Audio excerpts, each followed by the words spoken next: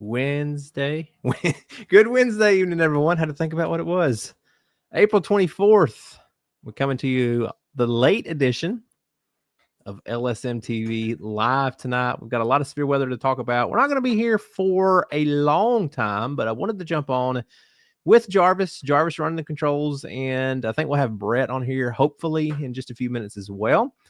He is en route out to the Midwest to chase this big severe weather event that we're going to be talking about here over the next few minutes. So give everybody just a few minutes to jump in. We'll be talking about the forecast, what we can expect for the next several days. And if you have any questions, go ahead and put those in chat because we'll be getting to your questions here in just the next couple of minutes. So instead of me just talking for a while and not reading chat, we're mainly going to be interacting with you guys in chat tonight more so than anything else. So good evening to you, Marilyn. Good evening, Mopar. Good evening, Josh. Austin in the house. Good evening, sir. There is Heath. Good to see you as well, Heath. And what we're looking at right off the top, let's go back because this is the day 2.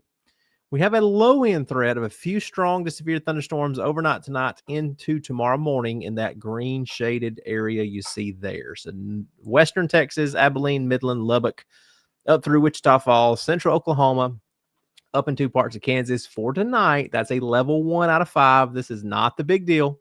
May have some noisy storms overnight, may have some localized damaging winds, large hail, things like that. But that is not the main risk that we're going to be talking about here on this live stream. It really cranks up tomorrow through the weekend. So this usually when we come to you live talking about severe weather, it's like a 1 or 2 day severe weather event. We're not talking about that. This is going to be an extended period of potential high impact severe weather. And I know we use a lot of scary words in there. Don't be scared. What we always try to tell you, we use these live events and these forecast discussions to basically talk about what might happen, prepare you for the worst, but at the same time, there's always a failure point. So we hope that something kind of goes wrong in this forecast, that we don't have the big long track tornadoes day after day after day. Now, is that a possibility? Unfortunately, yes, it is. So we'll talk about the possibilities. We'll talk about what we expect. We'll look at a few models and things like that. And then, of course, we'll go right to your questions. So Job, Michael, Ben, TK, Elena, and Jarvis in the chat there. Dean in the house. Good evening, Dean. And LT. I've also got my mic up. Hey, hey, hey. Jarvis is on audio tonight. Appreciate that, Jarvis. It's always better for us to go back and forth, and he can jump in if I miss anything in chat. So Michael watching from Canada, Elena watching from Mexico, Kansas, TK. What part of Kansas? Hopefully any part of Kansas you guys are under the gun for the next several days. So here's what we're going to do. Jump right into it. Mike, no, that was my son. If y'all heard that big loud noise, that was not a bodily function. That was my son over here on the floor. He is working on he's got one of these big gaming steering wheels and the pedals, and he's over here on the floor basically breaking that thing apart. So if you hear any weird noises, yeah, that's the 14-year-old son over here in the floor working. But let's get right to it, guys. This is tomorrow. So look at the colors here. 1, 2, 3. Remember, we got 5 risks. So this is a level 3 in the orange, enhanced risk for tomorrow. That's your categorical risk, and we can break that down for you. There's your tornado risk for tomorrow. So your highest tornado probabilities is going to be east of Amarillo, up through the eastern part of the Texas Panhandle into western Oklahoma. So we're talking about in Texas, Perryton, Texas, Pampa, Texas, all the way down to the Childress area. Now, that's not to say we won't have some big-time tornadoes outside of that zone, right? But this is just where we think we're going to have the most potential for big tornadoes tomorrow. This is afternoon and evening. More than likely, this is going to be an evening event, probably 5, 6 p.m. and after for tomorrow. I don't see a whole lot going before that. We'll look at the models here in just a minute. Elk City to Woodward, Oklahoma, up through Alva, and also the just east of the Guymon, Oklahoma area. There's your biggest tornado threats for tomorrow. And in Kansas, Dodge City, Garden City, Scott City, all the way up to Colby, Hayes, Great Bend, Pratt, Kingman, and the Liberal, Kansas area. That's your highest tornado risk for Thursday. Now, what we can also look at on this is going to be your hail probability. Now, what I'm going to do is we're just going to skip right to the significant threat. So there is your significant. This is not hail. I lied to you. There's your significant tornado threat. What does that mean? Strong tornadoes are possible, EF2 and greater. Anywhere you see in that hatched shaded area with that little moving line around it. Pretty much the same areas we just talked about. Now let's go over to our hail threat, because again, very, very large hail, larger than 2 inches in diameter possible. And guys, that's a large area we're talking about. Janelle in from Jarvis, do you know how to pronounce that? West Laco? Where? Janelle, is that West Laco, Texas? Glad to have you here with us this evening, Janelle. I've already got lost in chat again. I'm all squirreled here lately. I don't know what it is. Colorado Springs and Denver. Mopar, we'll look at that here on the models here in just a second. So we'll keep that in the back of our mind. LT says an F5 in New Mexico is 5 plastic bags. Jason watching from Southwest Washington. Josh, we're going to get Jarvis at some point to turn his camera on. But right now, we're just going to be happy that he is turning his mic on. So right now, we're going to take the win and be happy that we got the mic hot on Jarvis tonight. And we'll get to the cam at some point in this decade. I told Josh I'd have to change out of my PJs. I mean, I'm comfortable. Not necessarily. Just, I mean, have to put on, have to do my hair, do my makeup. You know, got to get. Say put on some Christmas PJs, right? Let's see. I'm trying to get caught up right quick. Austin, right in the middle of my flight from Fargo to Dallas. Ooh, Austin. Yeah, Austin flying from Fargo to Dallas tomorrow. So that might be a little bumpy, Austin. But hopefully, if that's in the day, you'll be okay. But yeah, Sarah, tomorrow starts the storm chasing fun. So again, we're looking at the significant hail threat there on your screen for Thursday. Before I get lost in chat and don't go back, let's finish this forecast real quick, and then we'll just finish all your chat questions. Y'all keep it coming here in chat. Yes, it is flying, Dean. So y'all keep it going in chat. We will go back and make sure we don't miss any of your questions or comments here in just a second. But again, we're talking about our day 2. This is tomorrow, more than likely tomorrow evening. And we don't have a significant wind threat for tomorrow. So this is mainly going to be, we do have a wind threat. Don't get me wrong. Damaging winds possible, especially where you see that yellow shading. But all I mean is we don't have a hatched shade for significant widespread damaging wind like we have the hatching for tornadoes, meaning we may have some strong long track tornadoes. And we also have the hatching for hail, which again means 2 inch in diameter or larger, that gorilla size hail, as we like to call it here in the studio. So there is, again, your Thursday threat. Let's go back to your normal colors that you're used to seeing. Again, bullseye, western Kansas through western Oklahoma into portions of North Texas. Now, that's not all. You say, wow, why is that not all? Well, here we go. Friday, day 3. There we go.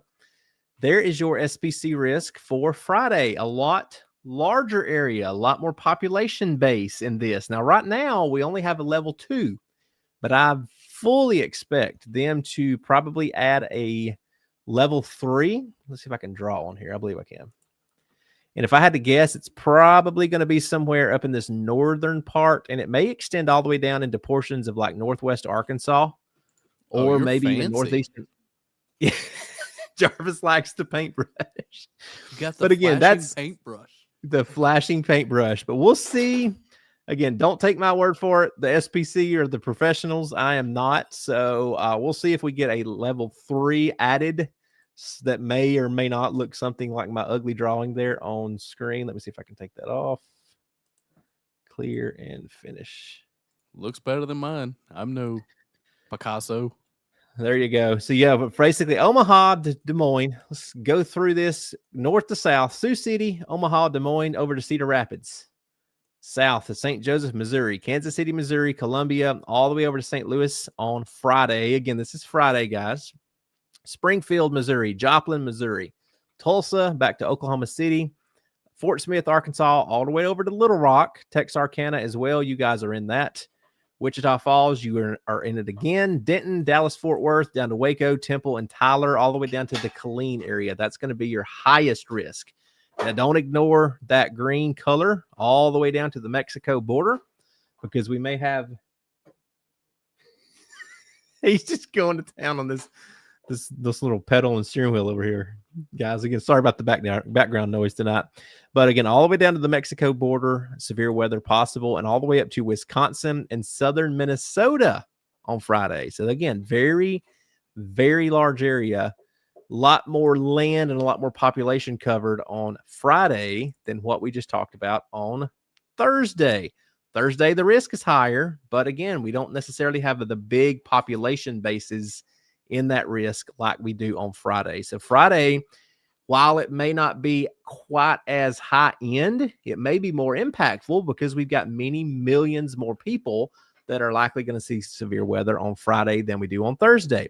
So what about the next day? What about Saturday?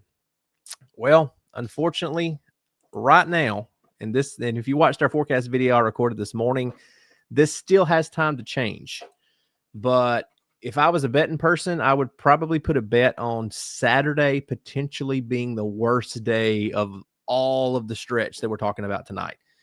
Do we have time for that to change? Yes. Do we hope that changes? Yes, for sure. Because Saturday right now, as of Wednesday evening, when we're doing this live show, Saturday has the potential to be a very, very rough day. Wichita area forecast discussion from the weather service up there have already mentioned strong to violent tornado potential on Saturday.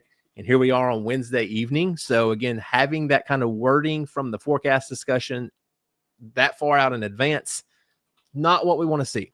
So again, we've got days that we've got to get through before we get to Saturday. So what I want you to do right now is just keep that in the back of your mind. Don't let, if you're in these areas that you see any kind of color, and especially this orange shade of color from Kansas down through Oklahoma into northern Texas. So Emporia, Kansas, Wichita, down through Bartlesville, Oklahoma, Enid, Oklahoma City, all of central Oklahoma. Can't name all the cities, but everywhere from Tulsa to Oklahoma City to Enid, Kingfisher, back through Lawton, Ardmore, and all the way down to Wichita Falls, Texas, and really even Denton, Texas. I mean, you guys are close enough.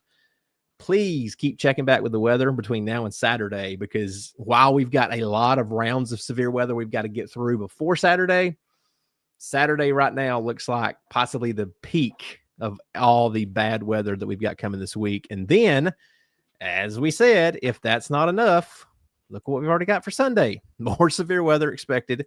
It shifts east just a little bit. Dallas, Shreveport, Little Rock, you're in it again. Tulsa, Joplin, Kansas City, all the same areas that we talk about on Friday.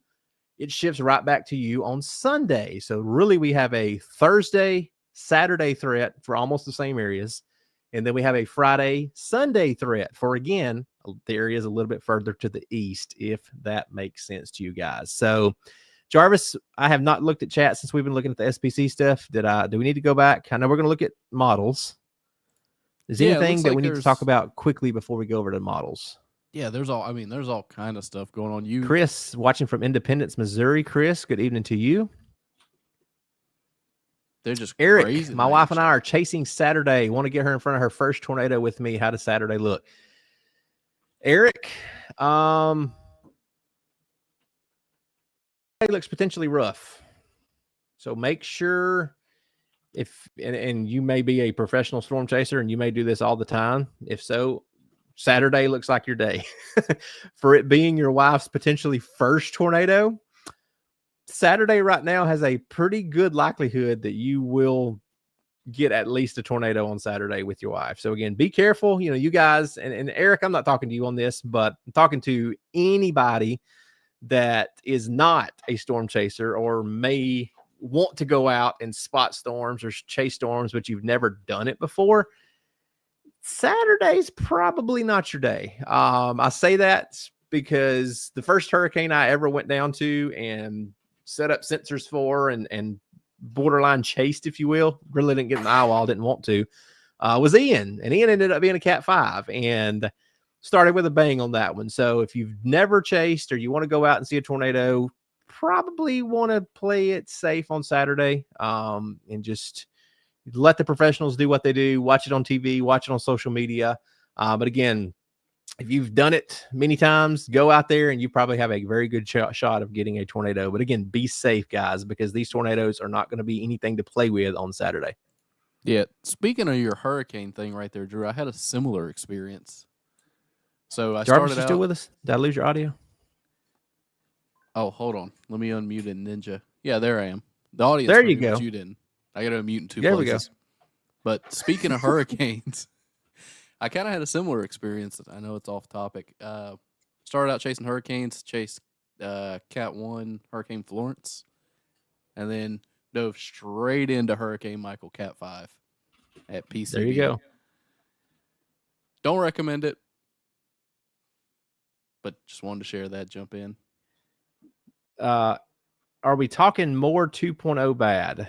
So that's a very good point. So let's talk about that real quick before we tell you what. Let's flip over to models, and then we'll talk about that. That's a very, very good point that you bring up there. So, and then we're looking at kind of the piece of energy. I'm just gonna let that loop and let that play. So for you weather nerds out there, you probably know what we're looking at here. This is basically pressure. We're looking at ridges. We're looking at low pressure areas. We're looking at pieces of energy that are coming out. This is the GFS computer model that runs all the way into the first part of May. So we'll talk about the weather patterns here in a second. But while we're watching the pretty little blue and red colors play on the screen there, you can't ever forecast what is going to happen down to that level of details. You know, when you say, is this going to be a more 2.0 bad? Do we have the potential to see strong tornadoes as early as tomorrow? Yes. Strong meaning EF2 or greater, EF3, EF4, and above. Do we have the potential on Friday? Yet, well, right now, the Storm Prediction Center hasn't highlighted that in their outlooks, but they may add that strong tornado potential on Friday. Saturday, we've already got that level 3 out of 5. Very, very high-end potential on Saturday. Sunday's a little bit too far out, so we'll talk about Sunday when we get closer. But, guys, just remember Rolling Fork, Mississippi, right? Remember Kentucky. What's the city in Kentucky? Riley, I just went blank. Mayfield, Kentucky. There we go. It's late. My brain fried. Mayfield, Kentucky. That was the only tornado that day.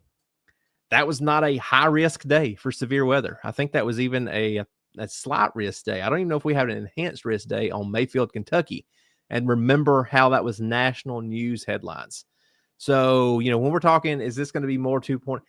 It don't have to be anything as bad as what we saw in Moore or what we saw in so many parts of the plains to be a national news day. If we just get one EF2, EF3 tornado coming through a populated area, it's a really bad, potentially historic day. So, you know, think about that going into this. And, you know, we don't have to actually have a big outbreak of 50 tornadoes for it to be something you're going to remember for a long time.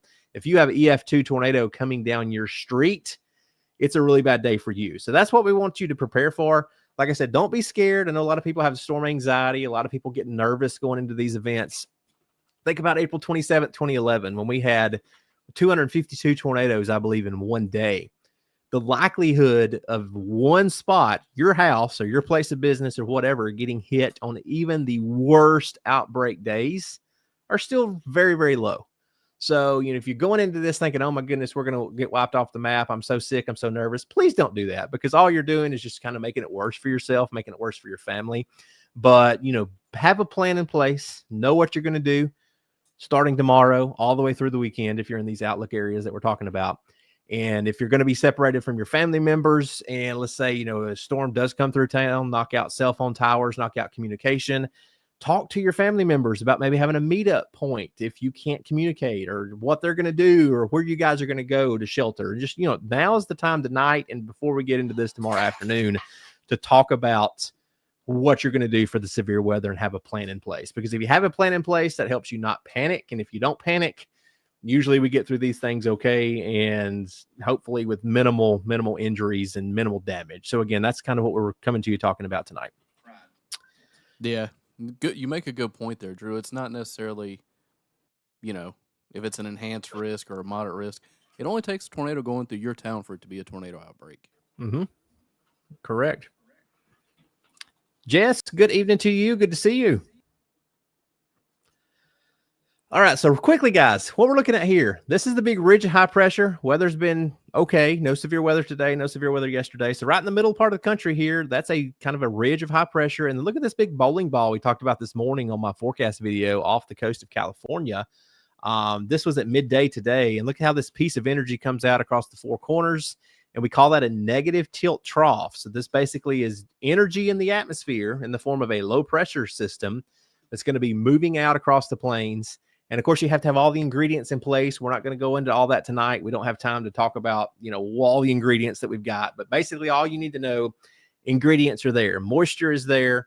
Wind shear is there. A trigger is there, meaning this low pressure that's coming out. And the dry line is the trigger for the thunderstorms tomorrow. So as this moves out, round 1 tomorrow, as we continue to watch, this is Friday, midday. Notice we've still got this big negative tilt trough pointing right at Missouri here. So that's why that shifts east just a little bit for Friday. Still a very strong area of low pressure there over Nebraska. And then as we go forward in time, notice the big red area up here across the Great Lakes in the eastern part of the country. That's just like a big wall that this storm system is running into. That is a big high pressure ridge. Air sinks in high pressure. You don't really get storms. You don't really get storm systems unless something can move that ridge out of the way. And this ridge is strong. I mean, it's a big time high pressure ridge across the eastern part of the country, and it's not budging. So look what happens to that first lead wave as we get into Saturday morning. It starts to fall apart over Minnesota. It just literally goes to nothing. See how it just disappeared? But then this is midday Saturday, an even deeper and even stronger low pressure system right around New Mexico, southern parts of Colorado, that's bringing another more intense piece of energy, more wind shear. The moisture is still going to be there at the surface. Again, everything is lining up better or worse, however you want to look at it.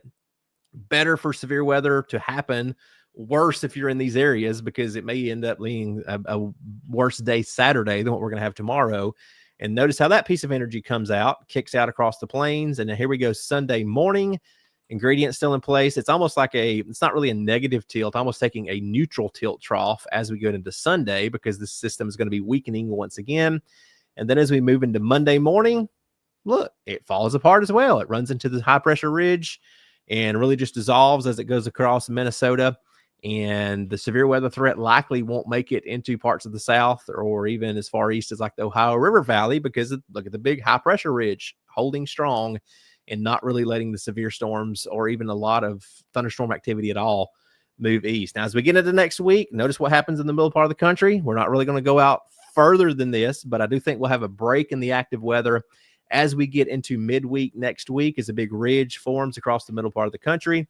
But then look what happens. Here we go. Next Friday, another system starting to move into the west. And again, this is a way far out, but we'll have to see if we may have another storm system try to eject for portions of the plains the following weekend. That would be the first weekend in May. But again, that's so far out in the future. We're not even going to worry about that at this time.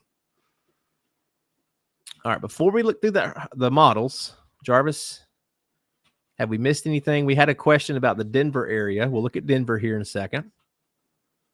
Yeah, there's let me see, trying to get caught up here. You guys are just going quick tonight with all the questions and comments. We appreciate it. So I'll scroll through there and pick out a couple of things for you. I wanted to let you know we do have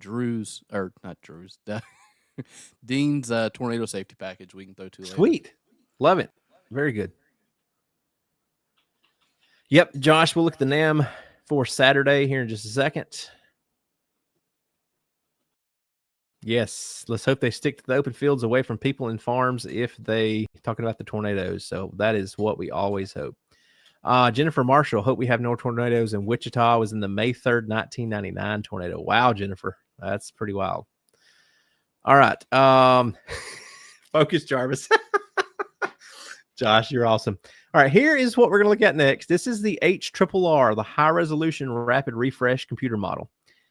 All this is, and we say this a lot, this is one single run of one single computer model. These things change hourly. So what we're going to look at here, this is the, what is this? 0Z run that come out just a few hours ago. This goes out 48 hours in the future. TK, thank you for that super chat. You are awesome. We appreciate that. Let us know, TK, if you have any specific questions or if we missed maybe anything from you, and we'll definitely get back to that here in just a minute. But this is the HRRR model. This is tonight.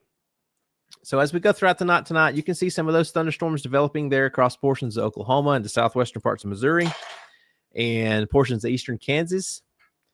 And some of those may be noisy, but again, we don't expect widespread severe weather overnight tonight. Here we go, Thursday morning, 7 a.m. Central Time. Noisy thunderstorms moving into northwest Arkansas, southwestern Missouri, northeastern Oklahoma. But again, probably nothing widespread severe. May have some wind, may have some hail. Nothing crazy expected tomorrow morning. As we go throughout the mid-morning hours, you see, again, another little wave of storms moving out of northeast Kansas there, moving southeast back into the southwestern Missouri area, midday, late afternoon. So here's 5 p.m. tomorrow. Still not a lot going on, right? You're like, hey, where's the big storms? Well, there's a cap in place. You guys remember, was it last Monday, I think, Jarvis, where we had all the chase? Listen, my son's still going crazy with the tools over here, guys. I'm going to have to give him a hard time in a minute. Last Monday, I think, was when we had all the chasers and the big enhanced risk out there, and they were chasing sunshine. The cap held in place, and nothing popped. I don't think we'll have that happen tomorrow. It's a little bit different scenario tomorrow. But earlier this morning, the herd was really not wanting to pop a lot of storms. But look what happens. Here we go, 7 p.m. Central Time. Storms erupting along a dry line there in Kansas. And I expect we'll probably see more a little bit further south than that, possibly all the way down into your east parts of the Texas Panhandle and western Oklahoma after 6 or 7 o'clock tomorrow night, evening. And then as we continue to go forward in time, this run of the herd, it's kind of backed off again on the Texas and the western Oklahoma storms during the evening hours tomorrow.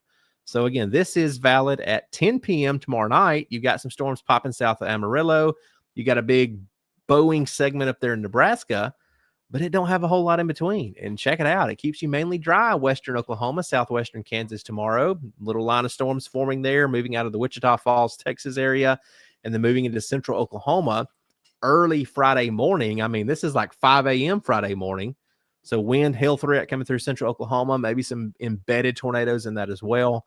But this run really, again, has backed off some of that evening convection. And again, we'll just take this with a grain of salt because the herd all day today has kind of been going back and forth with, will we have widespread storms tomorrow or will we not? Maybe we'll have 1 or 2 storms that kind of go crazy. So here we go. Friday. This is Friday at 20Z. That is 3 p.m. Central Time. 989 low pressure system there in northern Kansas, southern Nebraska. Storms will start erupting there to the east of that. Notice that little line, Kansas City into southwestern Iowa. That's where I think we have our highest tornado threat Friday afternoon. This is valid at 5 p.m. Central Time. Just to the east of that low pressure system, anything that forms here will have a very high wind threat, large hail, and tornado potential on the east side of that low pressure system. And again, look at that potential supercell there south of Kansas City. Again, don't take placement as being gospel on this. This is just showing us what might happen. And as we go later on in the afternoon hours on Friday, that's 7 p.m. So notice how we've got these individual supercells, northern Missouri up into portions of Iowa, and then one maybe even back down as far south as Joplin, Missouri. There you go, Dean. That's exactly what it is. A conditional threat tomorrow, meaning everything has to come in place just right for us to get these big thunderstorms with tornadoes tomorrow. If one thing is missing, we hope that that's what happens. Then we will probably see some storms, but it may not be crazy over the top tomorrow. And real quick, Lone Wolf Nation 89. Love that handle. Awesome. Yeah. Madison, Wisconsin. So let's go up. Let me move my map a little bit because we're mainly looking at the south central portion using our Tropical Tidbits website. We usually use this a lot during the, obviously, hurricane season, but I love their computer models. So if you guys are computer model fans, Tropical Tidbits, I like Pivotal. Don't get me wrong, I like Pivotal weather, but Tropical Tidbits is awesome as well. So here we go. This is the herd. Let's go back in time. Don't start singing that 80s song, guys. Time after time. That one too. All right, Cindy. Is that Cindy Lauper? I think that's Cindy, isn't it? I think so. All right. This is tomorrow morning for Wisconsin. So I'll leave that where you can see the time at the top, 12Z, 7 a.m. tomorrow morning for Wisconsin.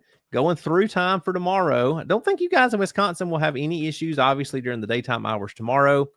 Here we go tomorrow night. Showers and thunderstorms off to your southwest. This is valid at 7 a.m. Friday morning. Showers and thunderstorms from southern parts of Minnesota down through Iowa into portions of Missouri. And so far, everywhere there in Wisconsin, you guys are still dry Friday morning. But as we continue through the morning hours, rain starts to move in, weakening trend. So I think round one is just going to be dying thunderstorms, dying showers as it moves into portions of Wisconsin there midday Friday. And then look what happens. You get some rain, and then here's some heavier rain. This is as far out as this model run goes. So again, this is valid at 7 p.m. Friday evening. Big time thunderstorms there coming out of central Iowa yet again. And those are the ones that will move up into the Wisconsin area Friday, late evening, probably 9-10 p.m. at the earliest, all the way through the overnight hours and into early Saturday morning. So right now for you guys in Wisconsin, I think it's going to be a late Friday evening, Friday overnight into Saturday morning storm threat for you. You guys are not in the highest potential. Again, there's your Sunday threat that we talked about. And let's quickly look at your Friday threat. So there again, there's Friday, Southwest Wisconsin, level 1. And then everything shifts back again to the southwest just a little bit for Saturday. So it maybe some strong storms up in there. Again, I think this is probably going to be an early Saturday morning event for you guys up in that outlooked area for Saturday. And then again for Sunday, lower end risk right now for you guys in Wisconsin, but we'll have to wait and see how it plays out by the time we get to Sunday. It's just a little bit too far out to get specifics.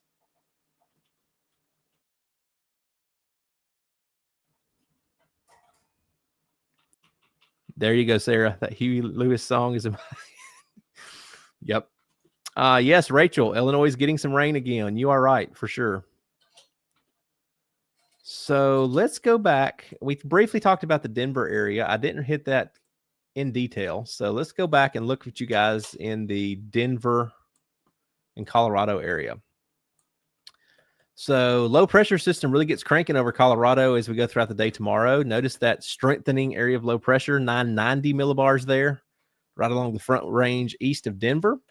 And then as we go throughout Thursday evening, notice some snow breaking out there, higher elevations of Colorado. Yep, you're on the cold side of this system. So low pressure moving out of eastern Colorado into western Kansas. A lot of wind and a lot of rainfall in the lower elevations. And I think we'll have a lot of snowfall there, kind of cranking in the higher elevations in and around Denver, all the way down to Boulder.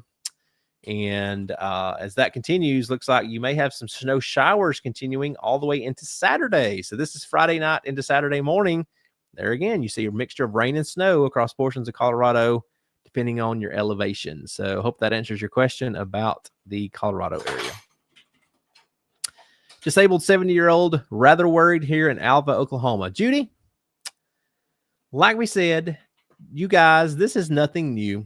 I think why we like coming on here and talking about this in today's world, if you guys go online or even the TV guys, look, TV guys, love them all. Love them all. Meteorologists on TV, like they do a great job. Don't get me wrong. But TV isn't now in 2024 what TV was in 2004 or 1994. So the TV guys have even had to crank it up a notch, if you know what I'm talking about, to get viewership, to get sponsors, to do all the whole regular TV stuff. So, you know, even on TV now, just this year, they're in central Oklahoma, not naming any names, not calling any channel numbers, but I have seen some crazy tornado forecasts from some TV meteorologists this year that did not go over well, thankfully. Like you guys totally got missed for the one I'm thinking about, and it was not the one last week. But I saw, you know, strong tornadoes. This is what you've been waiting for years. Central Oklahoma, this is as bad as it gets. And then it just, nothing happened. So saying all that to say, Judy, yes, Alva, Oklahoma, you guys have got a threat. But and tomorrow you're right on the edge there of that level 3 risk, as you can see. But you guys see this every year. So again, just because we talk about it and just because the social media and, you know, the YouTube and everything you see online is like kind of in your face telling you this is going to be the worst thing you've ever seen, take that with a grain of salt. You know what to do, Judy. Lowest floor, interior room. We're going to run that package here in just a second from Mr. Dean about tornado preparedness. But this is just central Oklahoma normal stuff for you guys. So If you get in a tornado warning, Judy, you know what to do. Lowest floor away from windows. Hunker down until it passes through. Hopefully it will miss your town, miss your area if we do have tornadoes up in there tomorrow. And then, like we said, on Friday, it shifts off to your east. So I think you get a break in the action. You're not even in a level 1 risk there in Alva, Oklahoma on Friday. But then, like we said, unfortunately, Saturday, let's go back. There you go. You're right on the edge of the highest risk yet again for Saturday. And Sunday, it goes back to your east. So again, I think for you there, it's going to be a tomorrow late evening. There's your Sunday threat. Again, you're out. So I think tomorrow late evening into the overnight hours, if we have anything form, it's a big if for tomorrow. And then Friday, it's to your east. You're good. And then Saturday, it shifts back to your area, central Oklahoma. And then Sunday, it's back to your east. You're good. So definitely just focus on tomorrow evening, overnight. Make sure you have a NOAA weather radio. Make sure you have a way to receive them watches or warnings as they're issued. And Judy will be here. You're right, Hurricane Heather. A lot of people on special social media, a lot of people get paid to hype. And that is something we do not do. And we will never do here with Live Storms Media. We are going to be here telling you the facts. And we don't get anything from the clicks or the hype or anything like that. So we're going to tell you like it is. We're not going to try to scare anybody, and we're just going to make sure you're prepared. Looks like Blake had a question about Iowa. Sweet. I missed that. Blake, Iowa. There you go. I see it. Blake didn't tell me a part of Iowa. Sam, and I saw you going down south today on your little GPS icon, Sam. Good evening, Sam. Watching us from Mobile, Alabama. So here you go, Blake. There's your tomorrow risk. So not for tomorrow night in Iowa. Friday is likely your day along with Sunday. So right now you're in a level 2 out of 5 or a 1, depending on what part of Iowa you're watching this from. Let me zoom in a little bit more so maybe you can see your city pop up on the map there. But Sioux Center, Sioux City up to Spencer, Iowa Falls, Des Moines, back to Omaha, all the way over to Iowa City and Waterloo, Cedar Rapids. That's a level 2, level 1 in the green shade for Friday. This is not tomorrow, right? So tomorrow you're good in Iowa. Friday, I think you're going to have a pretty substantial risk. I won't see, over the top yet. I think you'll have a pretty high threat for large hail and damaging winds and probably some tornadoes in Iowa on Friday as well. As we look into Saturday, there you go. That is, again, I think the morning stuff will weaken, and then we'll have some redevelopment off into central and eastern parts of Iowa Saturday afternoon. So there's your Saturday risk. And finally on Sunday, central and eastern parts of Iowa, again, Centerville up to Ottumwa, Cedar Rapids, Iowa City, all the way over to Davenport. That's your Sunday risk.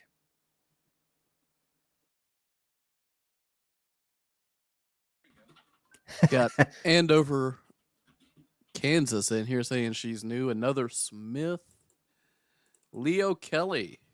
Good evening to all of you. And yes, Dean, it is WSV3. We don't have a Baron box. Not yet, anyways. Not yet, anyways. Yeah, Dean, I got a so when we're storm tracking, we probably won't use this a whole lot because I really don't like this program for storm tracking in a actual severe weather environment. I do like this program for looking at like what we're looking at now, maps, overall, like we can look at WPC stuff, so we can look at flooding risk. So there's your day 1 flooding risk from the WPC. For some reason, the day 2 and the day 3 is not loading in, but that's not that big a deal. We can look at, for instance, like current radar. So here's your current radar as of 10:40 p.m. Central Time across the country. You can see some storms there across western parts of Nebraska firing up there near I-80, just northwest of Sydney. That's a special weather statement you see there in that little gray box. And it's pretty cool. Like I said, using it on a national level. You got some noisy storms over here in north side of Virginia Beach to Williamsburg area. None of those are severe at this time, but again, some noisy storms there near Cape Charles. And it's pretty cool for like forecast discussions. But like I said, when we're using our tracking tornadoes, we'll still be using our Gibson Ridge software that we always use.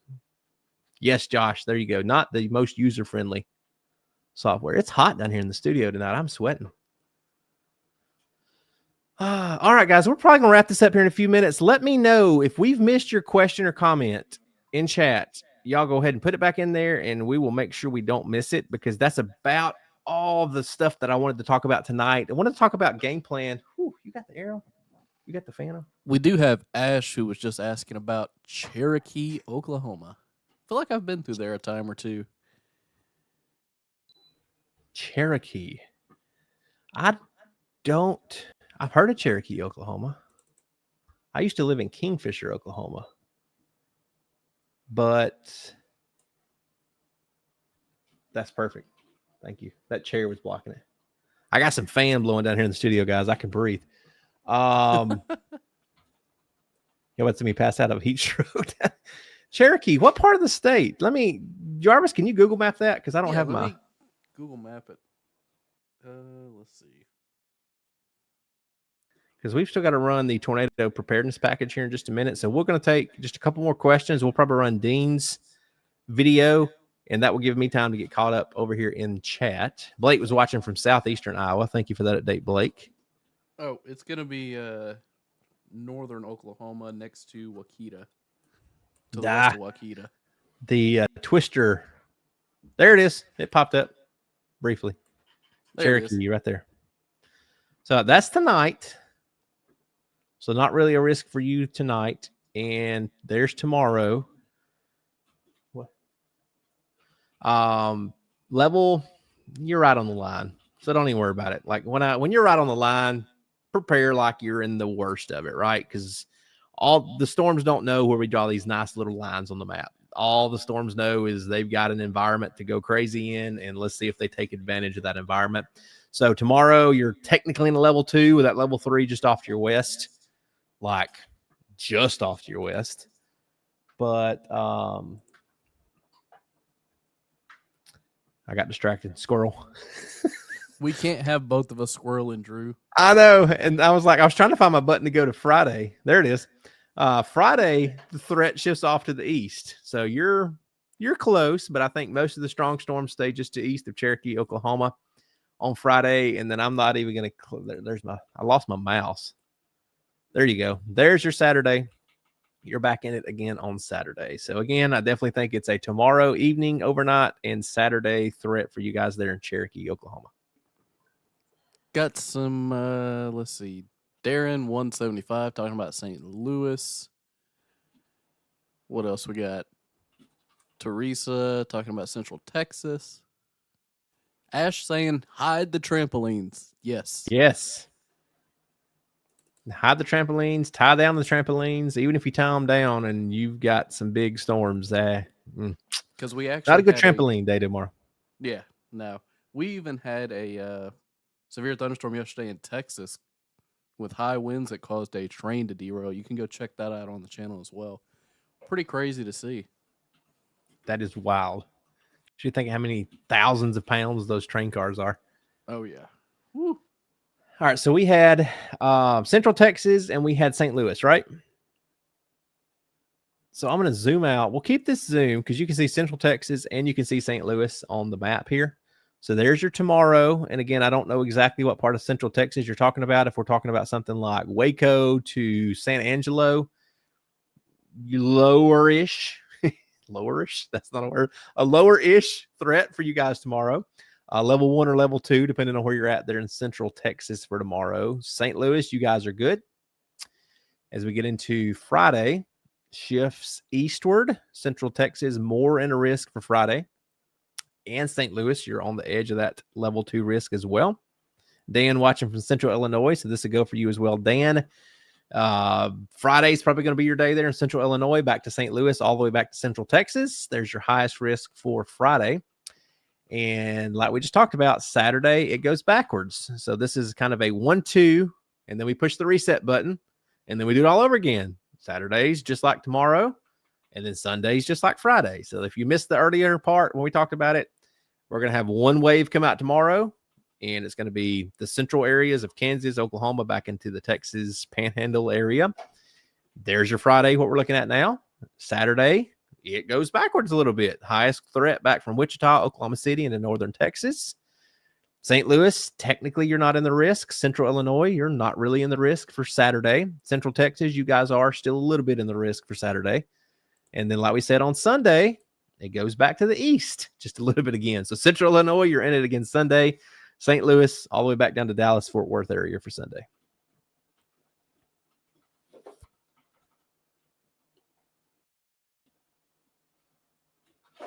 Hurricane Heather, we love you too. Appreciate you guys being here tonight.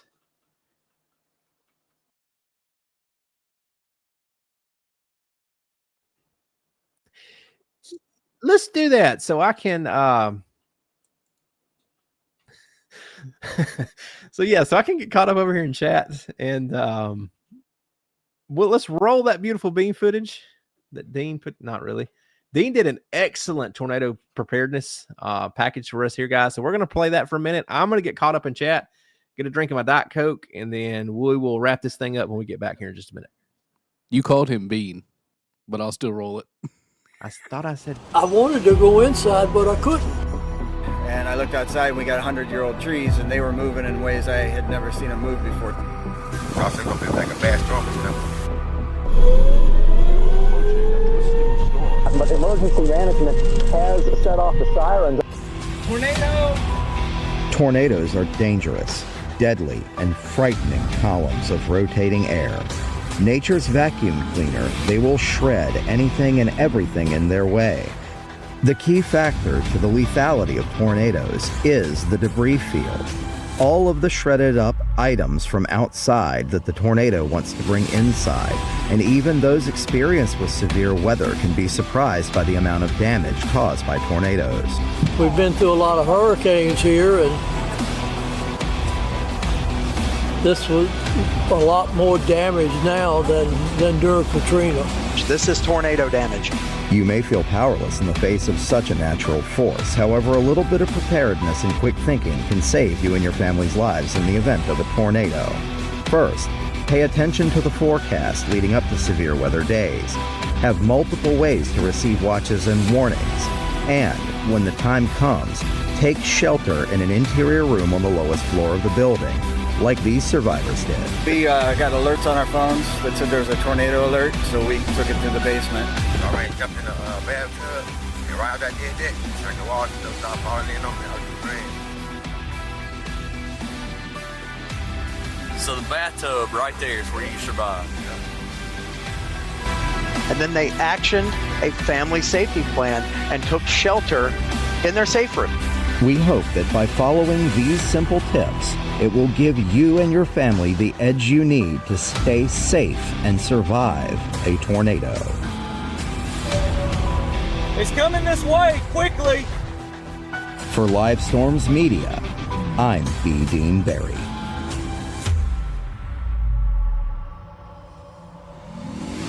Go, go, go, go.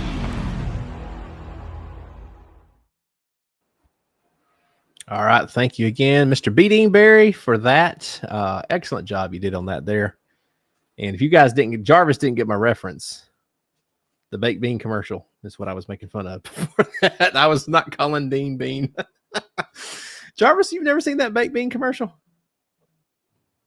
I'm aging myself. See, it used to have I can't say I have, it but used if you to have showed the it to me, I dog. probably could. It used to have the dog, and it had the dude. I think it was Bush's Baked Beans, and it always, yeah.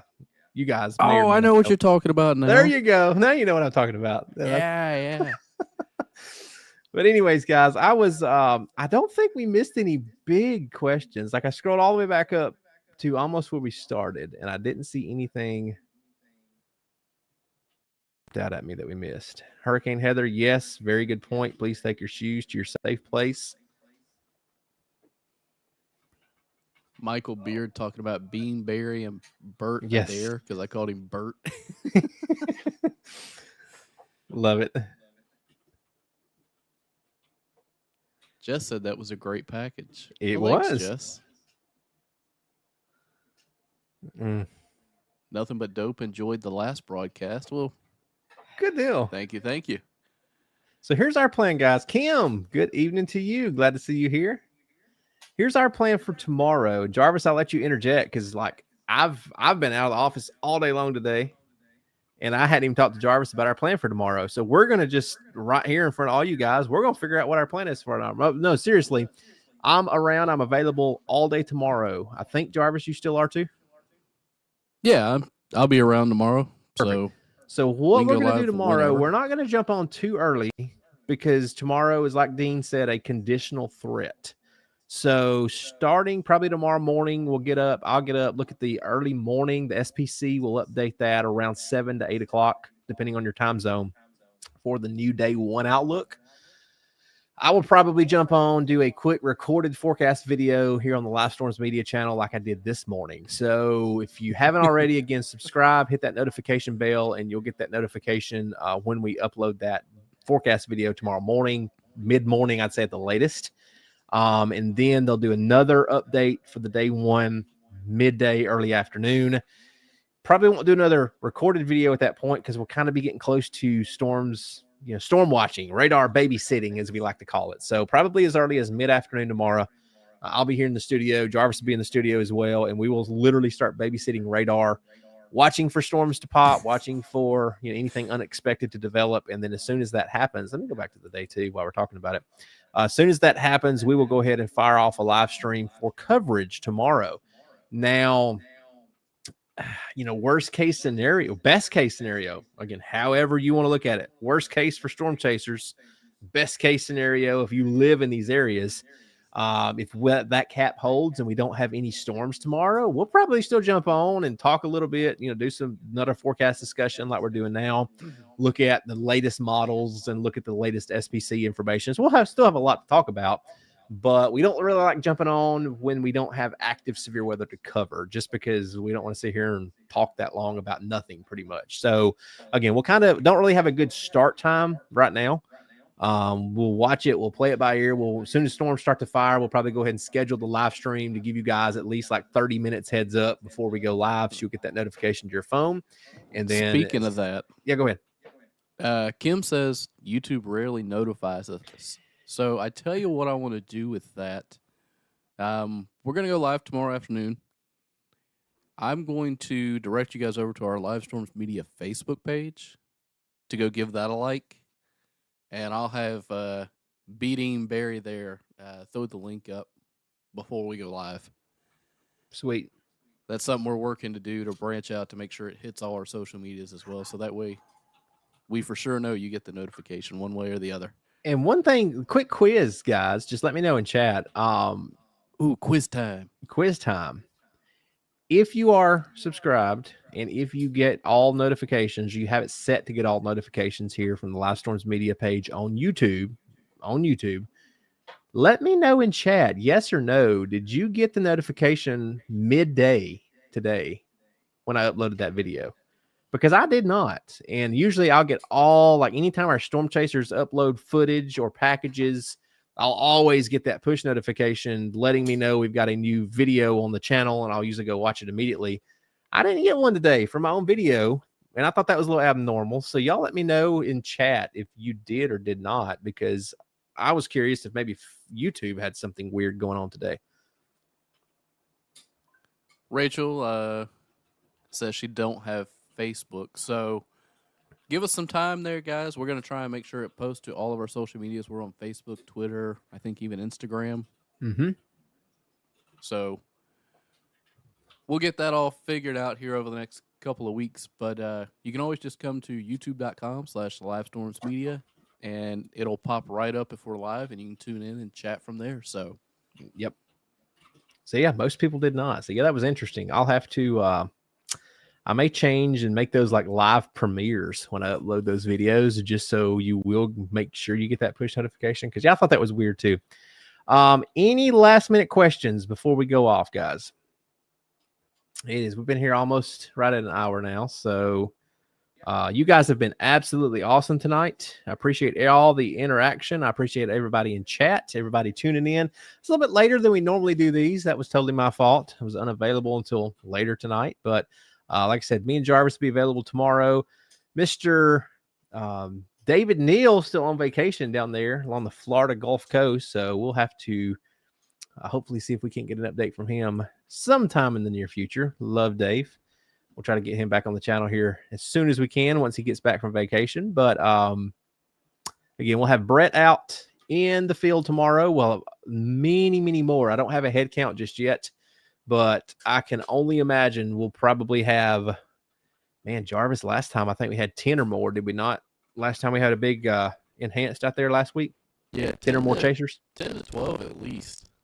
Yeah, if I had to guess, guys, we're probably going to at least have a dozen live storm chasers in the field tomorrow, regardless of what happens. So, again, we'll be here with them, bringing you all their live video, and that goes through the weekend as well. We're a little bit unsure. I've got to go out of town this weekend for my daughters have dance competitions, and we've got one over in Chattanooga, Tennessee. So we'll try to figure out what we're going to do here on the channel as we get into the Friday-Saturday time frame. But needless to say, one way or another, we'll have all the live storm chasers that you can always follow along with on livestormchasing.com. And we'll definitely have some type of coverage here for you as we go throughout Friday, Saturday. Just not know exactly what we're going to have just yet, since I'll be out of the office and Jarvis may as well. So we'll play that by ear as we get a little bit closer. I wonder if I could do a 12 box if we had 12 chasers. You could. I don't know how that would look on everybody's phone, right? That's true. Yeah, I mean, that would be cool on a TV. Boxes can I put with things in it, with information? Exactly. It's never enough. Good evening, Jerry, watching from Southeast Michigan. So, you guys, we've been here for a little bit. We're about to wrap this thing up. If you guys missed the first part of this, we talked about a lot of the forecast information. We looked at day by day several times. So if you're just now tuning in as we're about to wrap this thing up, give it just a few minutes here. This is live, will process, and you can go back and watch it from the beginning and kind of fast forward through it and see when we're talking about your area. But again, thank you guys for, Rachel says the audio is messing up. Yeah, they're saying my mic is messed up. So real quick, since we got you here, let me, as Michael Beard said, jiggle the mic cord. Make sure that's all good. See, that's weird, Jarvis, because you sounded perfectly fine in my ear. Let's see. What do you guys think now, chat? See, this is what I need to do. I need to go live to test stuff. Yes. Have you guys jump in. Jerry says, okay, thanks. Andover, Kansas. So let's go up to Southeast Michigan while we do that. Good old Michigan. Oh, looks like we may have a special guest coming on here shortly. Oh, I think we do. I hear. So real quick, we got you, Brett.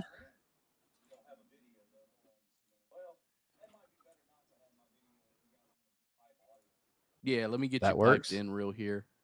So we can hear Brett, guys. Y'all can't yet. So Jarvis is going to work on that while we look at Southeast Michigan for you real quick. Andover, Kansas. There's your day one for tonight. Day two for tomorrow. Southeastern, not Kansas. Sorry, Michigan. You're good. Day three, Friday. You guys are still good. And then as we go throughout the day four, which is going to be Saturday, still good there, Southeastern Michigan, and all the way through Sunday, you are officially not in any severe weather outlook from the Storm Prediction Center right now through Sunday. That may change, but right now you guys are good there in Southeast Michigan. And we want to bring in our expert meteorologist, Brett Adair. He's live on the road. Brett, go ahead. What you got for us? Well, guys, it's been a long day of travel. Working on getting over toward Enid, Oklahoma tonight. I am right at 87 miles away from there. I'm on the, I want to say this is the Muskogee Turnpike. I've already went through Tulsa, and I am now west of Tulsa, I believe, headed down, this is Highway 412 on the west side of Tulsa that goes into Enid. And moving down the highway pretty good right now. I think we're maybe Coweta, Oklahoma, possibly, maybe, I don't know.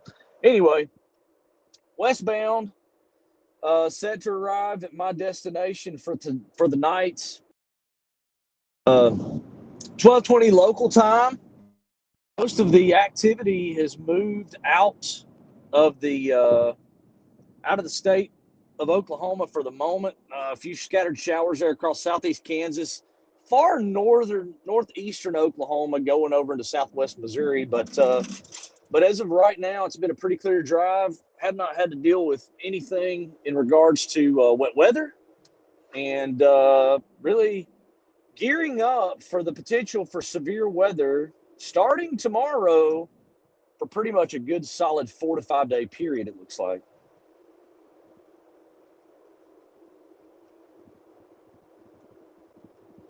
Yeah, good deal, Brett. And we're showing, I know you probably can't see it since you're driving, but showing that severe weather risk. And we've got your location actually on the maps. Yeah, it looks like you are near, where are you near? Westport, Oklahoma, Yep. Jennings, and the Hallett, Oklahoma area. Looks like just your northwest. So, Yeah. Oh. And he may have hit a dead zone there. Oh, yep. I think he popped out. Yep, we'll give him a second here to try and reestablish. He may trying pop to back in. juggle the steering wheel and the phone at the same time. Yep. So let's see if we can do this. Josh, I need you to say a prayer for us because we need the vehicle to be good the next couple of days.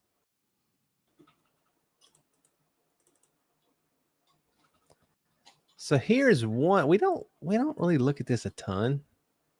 What do you have there? I have one of the high resolution models. This is what model is this? I have no idea. It's not telling me what model this is. This is the HRW model. This is one of the convective models that we've got. So this is going to look funky here for a second, guys. It's going to be kind of flashing all over the screen, but once it loads, it will stop having a seizure. I promise. That's kind of another thing I hate about this program. It's kind of weird how it's loading data. But as we see, well, there we got Brett back, I believe. Check. Yep. Yeah, sorry guys. I had to switch over to my source here. I don't think I was on my Starlink connection initially, but anyway, yeah, I'm watching.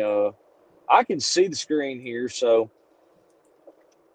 Tomorrow, potential for a couple of big storms up near the Triple Point, it looks like, and then maybe down into Cap Rock. And I'll be honest with you, I'm pinging on the potential for something big going off in southwest Kansas, potentially.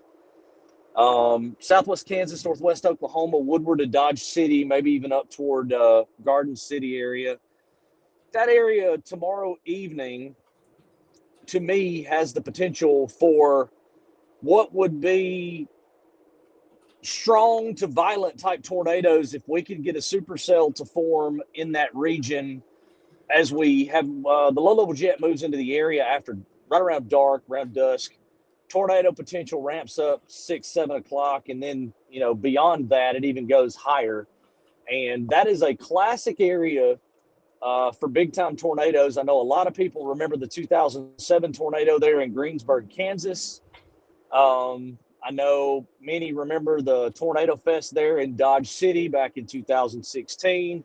And there are many, many more that we could talk about. But tomorrow is one of those days, kind of like a day before the day, in my opinion. You can get some pretty destructive storms tomorrow night. Just depending on if they hit anything. A lot of these areas are pretty rural, which is great.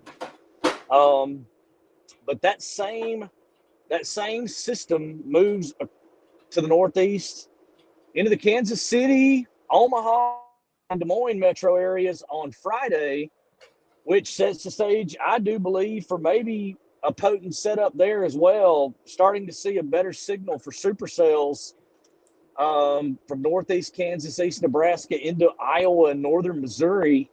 Yet again, we were there just last week. We caught that pretty large tornado in southeast Iowa. I could see there being serious problems up there somewhere, depending on where the storms go.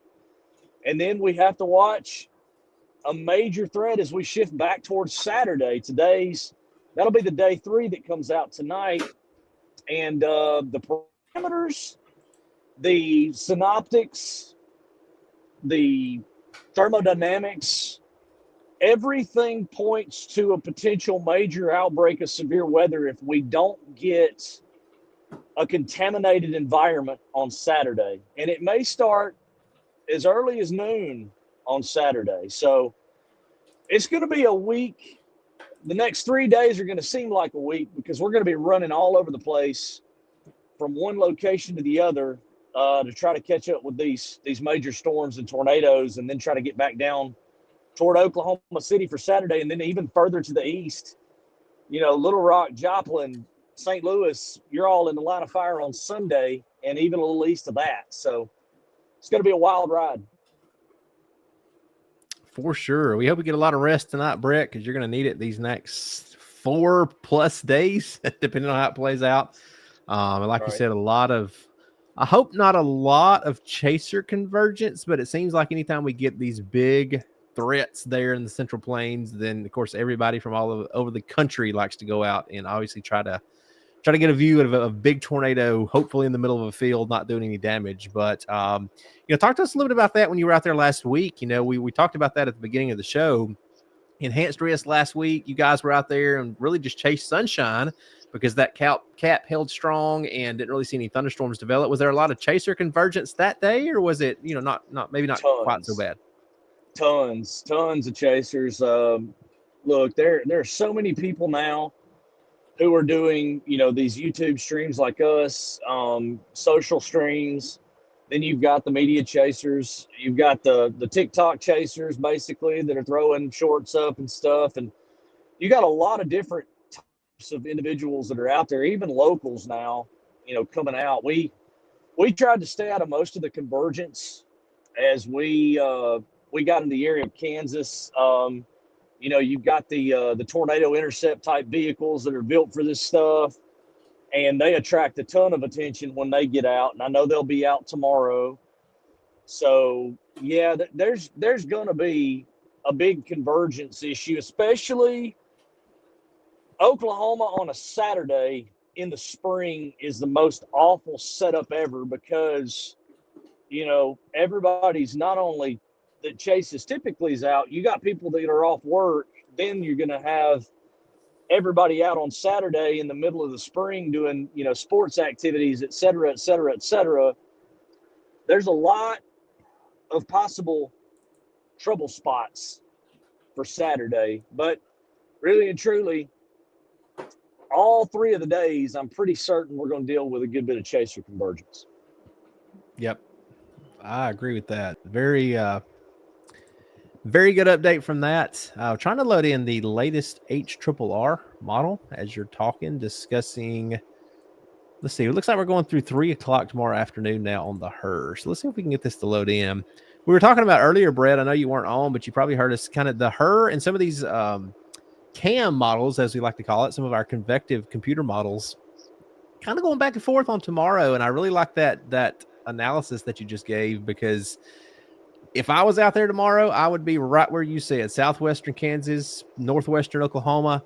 I think we may have storms going other places and developing other places, but I think that is definitely going to be your sweet spot for if we have a storm of the day type of setup. I think that's probably where it's going to be tomorrow afternoon. And again, it looks like on that time frame, the HRRR through 3 o'clock tomorrow afternoon, as expected, not a lot of development. Everything's off to the east, Kansas City, down through Springfield, Columbia, Missouri. A lot of loud storms. Some of those may be strong to severe, but definitely not the bullseye threat that we're talking about there for tomorrow afternoon.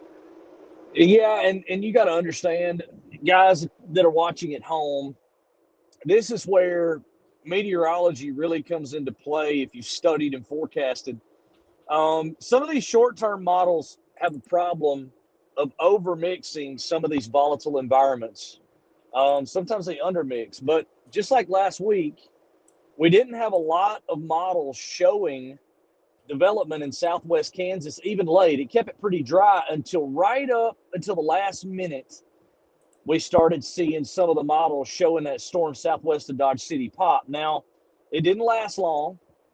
It was supercellular in nature. It didn't have quite the ingredients that it needed at that time. The low-level shear didn't pick up quite fast enough for it to, go to town with a tornado and get sustained. Tomorrow's a little different for me. The moisture and the depth of the moisture is kind of what I'm questioning, but I think we're going to deal with better low-level shear with time up in that area. and it's right ahead of a dry line. Dry lines are kind of like candy to storm chasers. You go put yourself in a position ahead of a dry line, and you find an area where that dry line may bulge, and that can provide just enough forcing to spark off a storm in an environment that's very volatile, but it might be a little bit capped. If that storm breaks through the cap, and literally all it takes is one to get the chain reaction going down the line, or you may just get one or two storms, but they may be just absolute atomic bombs that are serious. And I kind of expect that to be the case tomorrow, where we see the dry line come out a little bit. We see a couple storms pop on that. And I think southwest Kansas, northwest Oklahoma, the far northern panhandles of Oklahoma and Texas, I think those are the areas where we see a moisture surge take place. And it's a bit pinched, but all you need is that area of moisture to come up into the area, provide enough juice to get things going. And that's going to continue to expand throughout the evening with the emergence of a low-level jet. So all you need is a trigger. And that trigger, again, you can have a strong, long track, intense type tornado with the trigger of a storm in that region tomorrow. Yep, for sure. And as you were talking, we're just looking at some of the model values again, off of some of the high resolution models. And thunderstorm fuel, as we like to call it, the cape is there, all the shear is there. There's our dew points that we're looking at there on the map. So, starting out tomorrow morning and tonight, dew points in the 50s, but look quickly as we go throughout the day tomorrow how the dew points really rush north. Moisture really increases right ahead of that dry line feature, right around that late afternoon through the early evening hour. And notice as some of these numbers start to back off a little bit, if you remember just a second ago, we were looking at the base reflectivity on the model. That's where we've got, supercells. They're near Garden City, Kansas up to Scott City. So there's a little bit of that atmosphere being worked over by the supercells, but dew points on this model run, let's see if I can query this. Yeah, up into the lower 60s, maybe even some mid 60s, 65, 66 dew points there into southern Kansas. And again, that is high enough to get those explosive storms, as you mentioned, Brett. Well, and Drew, what you got to look at is we're looking for initiation off the dry line. And those storms, once they get going, they're not just automatically going to stop. It's going to take them, they'll go several hours before either they stop or they become a clustered mess. But those storms are going to have a trajectory of the surface flow is going to be bringing that better moisture into those storms as they move off toward the better moisture source as well. So you've got kind of a perfect scenario here where you're getting moisture streamline coming in to an area where we're just trying to see if we can get a thunderstorm to develop. And if those storms develop, all bets are off. It's an all hazard situation throughout the evening. And as I'm noticing, just as we've been on air tonight, this is one of the WRF models that run, and it's got initiation as early as 4 p.m. tomorrow afternoon from Garden City up through Colby, all the way down to Guymon, Oklahoma. And Brett, I don't know if you can see the screen or not, but literally on this model, you guys at home can see the little kidney bean shape. So you almost can see the little supercell structures. And again, this is not live radar. This is model data for tomorrow afternoon at 4 p.m. Central, all the way down into northeastern or northern parts of the Texas Panhandle. You can see the little hook shape. So again, if that happens, oh boy, that is that's kind of a that's not something you see very often face value off of a model either. And that's what that is, guys, is you're seeing the dry line. The storms further to the north, those are up near what we call the triple point axis. So those, I firmly believe that there's going to be some storms that are going to form up near Goodland and then northeast Colorado. And those may be tornado producers as well. I think that if you are going to have a strong to violent type tornado, though, where you have an open warm sector situation, it's going to be to the south along that dry line, south of I-70, basically those tail storms that you see forming from Garden City south down into Beaver County, Oklahoma there. Those are the ones that would be very concerning tomorrow afternoon. I agree, 100%. Jarvis, anything in chat that we're missing? Nothing in chat. But I know we've been talking about the tornado threat. But what about the hail threat? Because we've Yes. had quite a bit of hailers. Bombs, guys, bombs. Any of these supercells that form in this volatile environment, there's a lot of dry air aloft and at the surface along the dry line west of it associated with these storms. If you get individual storms that don't get contaminated along with the tornado threat, you're going to have softball-sized hail possible in the cores of these things. So, yes, 2 to 4 inch hail is going to be possible, if not likely, with any supercell that goes up in this area where you've got very unstable environment and a highly sheared environment. So every day where you have the most intense tornado threat, that's going to be due to supercells. And if you get supercells, you're going to have a very large hail threat, literally Thursday, Friday, Saturday, possibly even into Sunday. And guys, what we're looking at there on screen, I put my little text up there at the top for you guys. That is your hail threat for tomorrow. That is your significant 2-inch in diameter plus hail threat for tomorrow. Anywhere you see that hatch and you've got that little moving circle going around. So again, central Texas up through Oklahoma, Kansas, southern and southwestern Nebraska, all the way over into northeastern Colorado. Look at that big cell that we haven't really talked a whole lot about there. East of Fort Collins near Sterling, Colorado. This is valid at 4 p.m. tomorrow afternoon. So while that's probably not going to be a tornadic thunderstorm, you could literally have softball-sized hail falling out of that in northeastern Colorado tomorrow afternoon with the dynamics of the system. Well, I'll tell you what, Drew, that is a perfect image that you've got right there. Zoom back into that. I want to kind of explain what I see right there. So you guys can see the big cell there in northeast Colorado, and you can see that there is a tail that comes off of what looks to be showers to the southwest, and then you can see how they arc to the southeast over toward Goodland. That is the area that we call the triple point. That is where everything kind of comes together, where your warm front, your cold front, your dry line, there's an intersection point there, and you can kind of see that over time.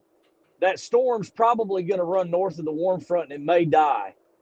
But when it's on the triple point, again, all bets are off. It's highly sheared. It's in an area of the country that has high elevation. So tornadoes are a lot easier to spin down in that region. Yep. So I would be willing to bet the triple point storm that forms on that axis produces a tornado and some destructive hail potential tomorrow, just because of how high in the atmosphere it is. Like sea level up there is like almost 850 millibars. You know, it's like 4,000 feet. So it's on up there. So that's going to be an interesting one to watch. And you can kind of mark that down as my call that if that triple point's accurately presented in the modeling, whatever storm goes up underneath that triple point in northeast Colorado is going to drop a tornado. Let's go ahead and put that on the cue card and see if that happens. I like that. Very good point. Very good analysis. I love that. Yeah, speaking of the triple point, you know, we hear a lot of chasers talk about, oh, I'm going to chase the triple point, or do I chase the dry line? What do you use to kind of, you know, to choose which way you go? All right. If I wanted to see, if I'm a storm chaser, and we just talked about the triple point, and you heard my confidence level in that, wherever that's at, if storms initiate, I'm highly confident that there'll be a tornado and hail there. And the reason for that is it is the point where you have all of the elements coming together. You've got the dry line, the axis of it, you've got the warm frontal axis, you've got the cold fronts further back to the west, but you've got the surface low pressure area up there, which is an area of high amounts of surface spin. So your winds in that region are very highly sheared in the lower levels of the atmosphere. So if I wanted a guaranteed tornado play for me, or at least what I would call near guarantee, the triple point axis, if it's going to initiate, is pretty close to a slam dunk as you can get. That's the reason you hear a lot of chasers talk about that. Now for me, what you have to look at when it comes to the dry line is the chance of initiation. You have to look at how capped the atmosphere is to the south. If we've got warmer air coming in aloft, which could cap it off even more, or if we've got height falls and large-scale ascent or cooling aloft coming in, which would then cause lift in the atmosphere and the potential for supercells on a dry line. Usually they form on that line and then they move off the dry line because as we get closer to sunset, if the cold front is not initially surging out, the dry line can retrograde back to the west somewhat before the cold front sweeps in, hits it, and it all starts to shift to the east. So in the cases where you have the triple point axis, there's a very limited time that the storms are going to stay in that unstable environment unless storm motions are slow, they're moving with the system, which they typically don't. You typically have very high jet stream winds there. So triple point storms will often move north of the warm front, which is at that point undercut or not unstable, and you don't see tornadic activity last very long. In tomorrow's case, I'll be targeting the dry line and looking for a bulge because if the bulge comes out into the moisture axis in southern Kansas and northwest Oklahoma and northern Texas Panhandle, those storms that blow up on the dry line will be moving northeast into the open warm sector. The open warm sector will continue to get more moist with time and will get more highly sheared with time as we go into the evening with an increasing low-level jet. So if I'm looking for something that could potentially be long track, violent, or sustained supercell for many hours, typically I'm looking for the dry line that's going to allow the cell to go out into the open warm sector. Mm-hmm. So that's Good kind of stuff. where I'm looking to go tomorrow. You can see that moisture plume that Drew's showing on the model there. It comes up ahead of the surface spin in northeast Colorado, and you can see that moisture surges across Kansas in the evening pretty quickly. And that is the environment that any storm that forms out of the northern panhandle, southwest Kansas, that's what it's going to move into for several hours before shutting down during the overnight. And Brett, notice too, as we get into 7 p.m., looks like that is Friday. Notice there from Dallas over to Wichita Falls, as you talked about it, dry line surges east, and right there at the very end, this is the HER we're looking at, right at the very end of this 48-hour model run, you can see what you just talked about. Like you said, storms kind of die out, and then that dry line can actually go back to the west during the overnight hours, and then we do it all over again the next day. So pretty wild how that happens out there in the Central Plains. Well, there's a bit of a synoptic feature to this too, and I'll explain that a little bit because that's a great graphic for it, Drew.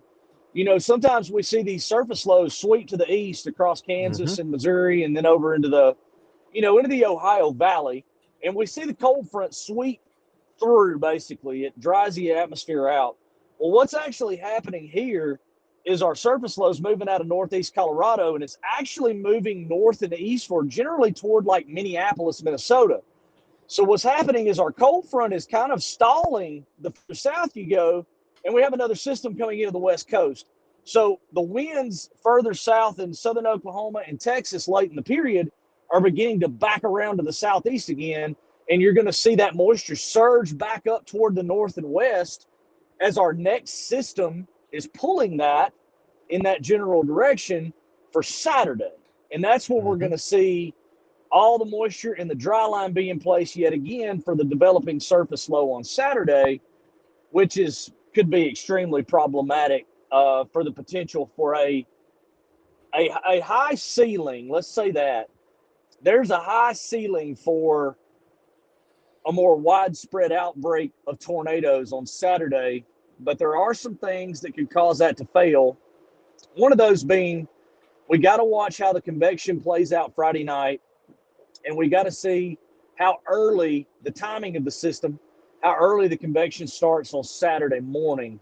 But all the players are on the field for us to have a classic I-35 significant tornado outbreak on Saturday if everything comes together just right.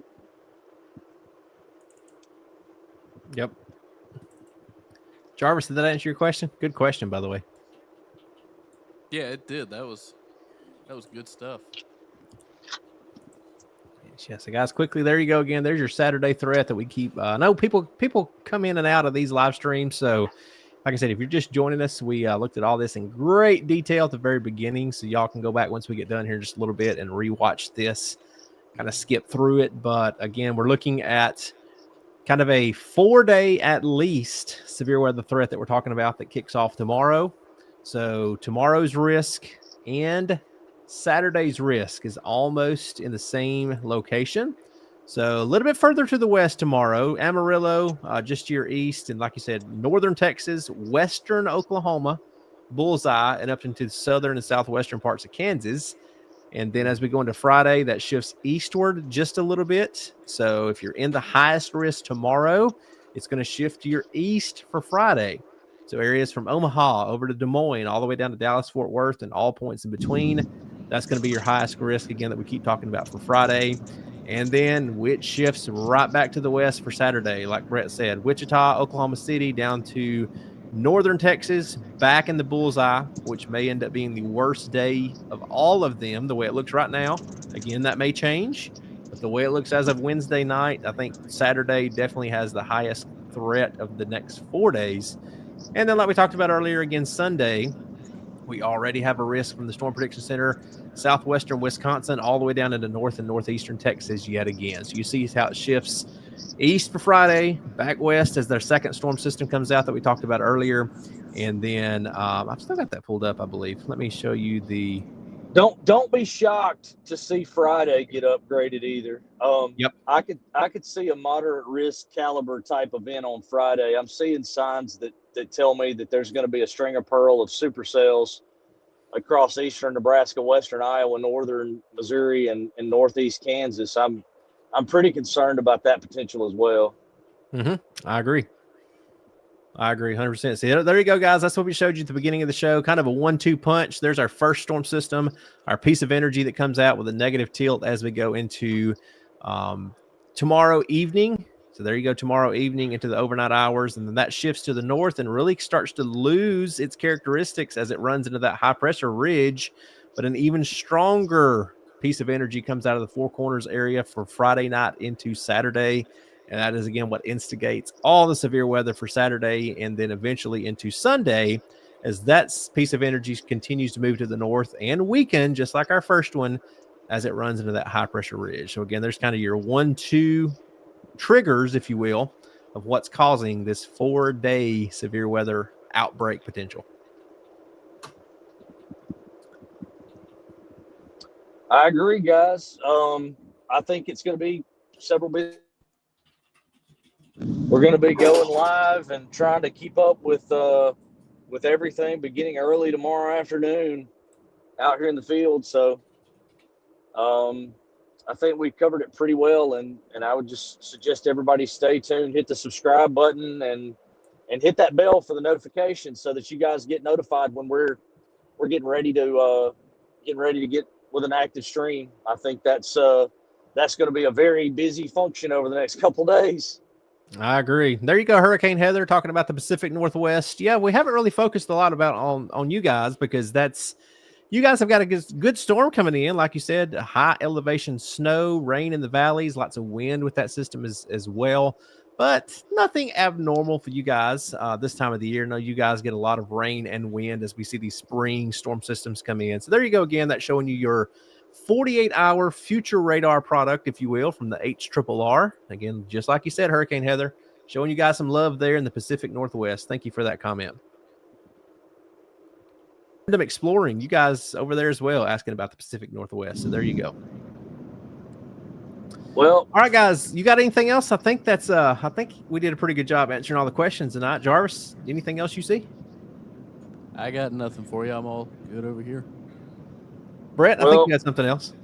I got 45 minutes left on my ride, guys. I'm on the Cimarron Turnpike West. If you want to show where I'm at one more time, Drew, just so everybody can kind of see on the map there, you can see I'm trying to get a move on. I'm headed toward Enid. And then who knows what special guests we may have on the stream as we go for the next few days, as Heath is not along on this trip. So I am currently solo at the moment. But yep, it looks like we'll be up and rolling. I would say we'll try to get active maybe around 2 to 3 p.m. Central Time tomorrow. You guys can mark that down. Yep. Sounds like a plan. And like we talked about earlier, me and Jarvis will be here in the studio for tomorrow, and we will be bringing live coverage to all you guys. So make sure you hit that notification bell, get all notifications from the channel here, so you'll see when we go live tomorrow. And just remember, we've reminded you a couple times, livestormchasing.com is where you can always find our storm chasers out in the field as they go live, watch all their live video. And of course, we'll be bringing you that live video here on the live stream as we get throughout the tomorrow afternoon and evening hours. Jarvis, you got anything to wrap? Let me think.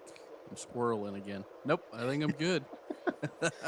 Good deal. Well, Brett, I'll let you take us out. And the guys, again, appreciate you guys in chat. Y'all have been awesome, and we'll be looking for you tomorrow. Brett, you can go ahead and end it for us. Well, thanks to everybody in the studio, and thanks to everybody who's watching at home. Sorry I can't quite be on camera tonight, but it was a good thing to be able to tune in. Meteorologist Brett Adair, and I will be live in the field tomorrow with these guys in the studio, taking your questions and hopefully showing you some tornadoes in fields and not doing damage. But stay with us, guys. We'll be back tomorrow afternoon. Click like, subscribe, click the bell, and we'll get you notified. For Drew Richards, Brandon Jarvis,